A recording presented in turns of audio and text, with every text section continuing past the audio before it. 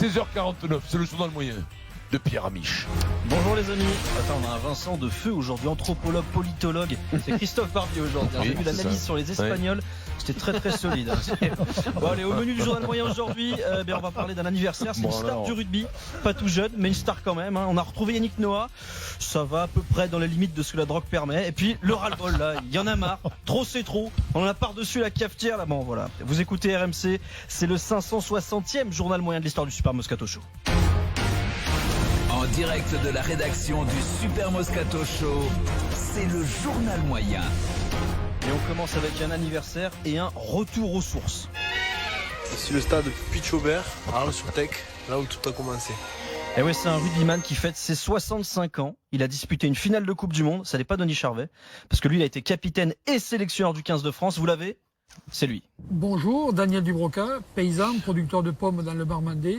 Vous me connaissez davantage dans le domaine de l'Ovalie peut-être, puisque j'ai eu la chance de fouler les terres de France, mais aussi étrangères, lors de mes voyages. Mais je suis là pour vous parler de la pomme. Et oui, je peux te dire que Daniel Dubroca, au niveau de la pomme, c'est vrai. Eh ben ça déroule. La pomme, floraison au mois d'avril. Et ensuite, après la fleur, on retrouve des fruits qui ont ce calibre-là au fur et à mesure. Ça grossit pour terminer avec un calibre qui est un peu comme celui-ci. Voilà, vous imaginez, vous, Guy Novès, vous racontez la floraison des poireaux, ou Berbizier nous explique comment les endives poussent. Mais là, c'est du Broca, la classe. J'ai l'embrasse à Daniel, moi, parce que c'est un joueur que je bats, un très grand joueur de rugby, puis un paysan, un mec de la terre, un mec intelligent, un mec. Moi, c'était mon capitaine. Ouais, moi, on l'embrasse à Daniel, et vraiment, moi, j'étais dans sa ferme et tout, au moment septembre, octobre, j'avais un chaud dans le coin.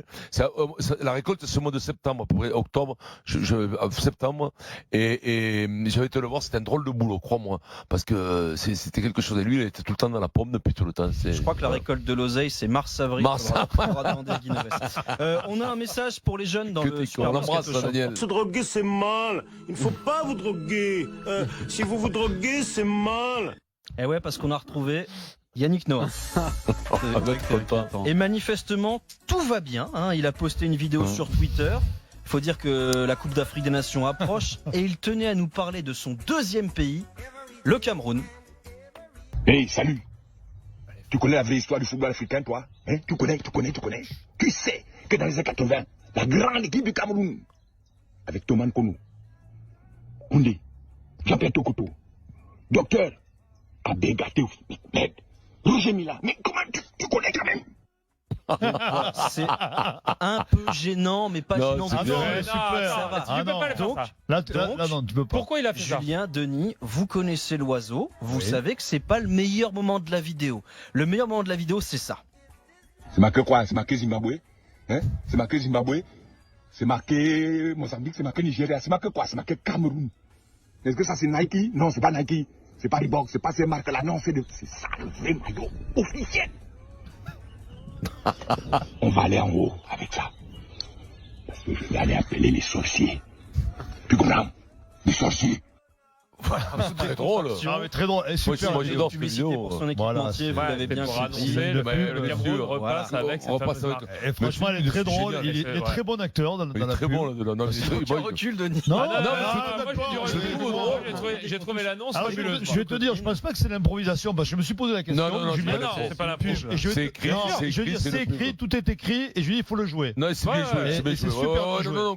Sois pas médisant pour être un canem pro. Je vois juste que quand on touche aux copines, tu t'énerves un petit peu. Non, mais je m'énerve parce que. C'est vrai. Non, mais je m'énerve parce que. Et même Julien l'a reconnu. C'est très bien joué. C'est vrai que Julien a du recul comme pas possible sur Yannick Noah. Non, mais sur ce genre d'annonce, moi j'ai trouvé que c'était une annonce, du deuxième degré, atypique. Et franchement, j'ai trouvé ça très bon. Eh ben oui, on est tous d'accord. Oui, très bon. Mais il n'est pas d'accord, lui. Je suis un fumier, voilà. Non, pas du tout. On termine par un moment très important. Messieurs, c'est ça les Amish. Je vous demande un peu de concentration parce que c'est un moment capital. Je vous propose d'organiser dès à présent le Grenelle du Kikadi. Parce que cette semaine, en l'absence d'Adrien Higuain, j'ai pris la décision solennelle et lourde de sens de clarifier la jurisprudence du Kikadi. Il y a trop de zones d'ombre qu'entraînent des tensions insupportables à l'antenne. Illustration avec 3 cas de figure bien précis.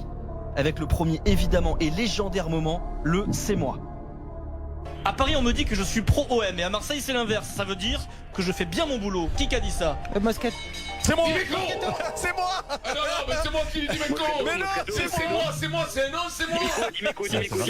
Eric Dimeco a dit c'est moi en premier, je confirme. Mais non, bien sûr. Mais non, c'est moi, c'est pas un non. C'est moi, c'est pas un non, faut dire le non. Voilà, donc tour de table. Est-ce que la jurisprudence du Kikadi, c'est moi, c'est valable comme réponse? Oui. Ah bon? Moi je dis oui. Ah pas moi. Oui, c'est bon. Ah ouais, c'est moi, c'est oui. oui. Si la réponse est Julien Bento que tu dis c'est moi, c'est bon. Oui. Victoire écrasante du Jean-Michel, c'est c'est moi. moi. Jean-Michel, c'est moi. Maurice, chez moi. C'est Bien bon sûr. aussi, ça Moi, compte. d'accord. Victoire écrasante du c'est moi. Deuxième cas de figure. Résumer une personne à sa fonction. Le délicat, la femme d'eux qu'on a connu cette semaine. Non, c'est la femme d'Obama. John Grisham. La femme d'Obama.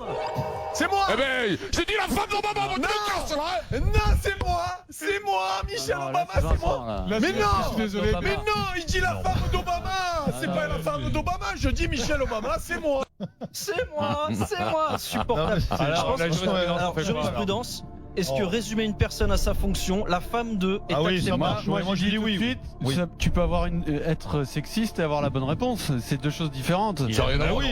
Mais non, mais si, il a raison. Et de réduire une femme à sa condition de femme. Non, moi je dis c'est bon. Eh ben, réduire un homme, le condition d'un homme. Oui, très bien. C'est le mari de la femme d'Obama. Eh ben, c'est le mari de la femme d'Obama. C'est sexiste aussi, oui. C'est crétin. La prochaine fois, pour pas dire, on dira le mari de la femme de. Le mari de Monsieur Obama, c'est Madame Obama. Non, bon, allez, ça marche pas. Non, ça marche pas. Excellent. Et dernier drame, hier. Ouais, parce que reste la question délicate de si on a la bonne réponse, mais qu'on prononce le nom n'importe comment, est-ce que ça compte ou ça compte pas? C'était hier. Mink. Comment il s'appelle? Mink. Mink. Non, Mink. Allez, Mink. Non, c'est moi. Mais il vient de le dire, Mink. Non, mais Mink, mais c'est pas Mink. Mais si, ça va. Tu le prononces comme tu veux. Comment je l'écris, Mink? Allez, Mink. Non, c'est bon, mais arrête. Alors là, je vais t'avertir un truc, Pierrot. Mais tu peux pas le dire. M-I-N-C, Mink. Non, Mink. Eh ben, mec, vous le prononcez comme vous voulez, moi je le dis, Alain Mink. J'ai le droit, quand même. J'ai le droit. Les noms propres ne s'écrivent pas, ne se prononcent pas. Voilà, les noms propres ne s'écrivent pas, ne se prononcent pas. Les noms propres ne s'écrivent pas, ne se prononcent pas. Ils n'ont pas d'orthographe. Non, voilà. Mais là, attends, qui a le point là? Les noms propres, on les pend. On a perdu. Vous avez pas eu le point là? Non, on n'a pas eu le point. Si vous l'avez eu, on a eu le point. Si, on a eu, pardon. Mais alors, le problème, c'est que si après Dimeco, il n'y a pas d'histoire. Le problème, l'histoire, elle vient pas de Dimeco, elle vient de Pouillet et Gouin. Par contre, sur la femme d'Obama, on n'a pas eu le point. C'est ça la question. Voilà. Non, sur la femme d'Obama, on n'a pas eu le point. Si, sur la femme d'Obama. Non plus, non. Si, parce que sinon, on va commencer à se fâcher. On l'a eu. Le problème, c'est que sur des mauvaises prononciations, parfois ça passe, parfois ça passe pas. Oui, c'est ça qui est délicat. Mink. Il y a un vrai débat. Pas super. Mink, c'est ce qu'on comprend. Benetto. Non, vous êtes intolérant. Benetto. Si je dis Bento et que c'est Benetto, si on lui quand même. Moi j'ai une dernière proposition très rapidement, c'est qu'on arbitre en fonction de l'esprit du Kikadi et en fonction de l'esprit de la règle. J'ai eu Yannick Noah par texto. Il m'adore. Non, il a donné au sorcier ton nom. Et normalement, il y a un truc qui va se passer dans les 2 prochains jours. Il va te pousser le corps de début, mais pas sur la tête, dans le cul. Conseille-lui déjà que les sorciers ils bossent sur le PSG, tu vois, on en a besoin. Ouais, on en a besoin.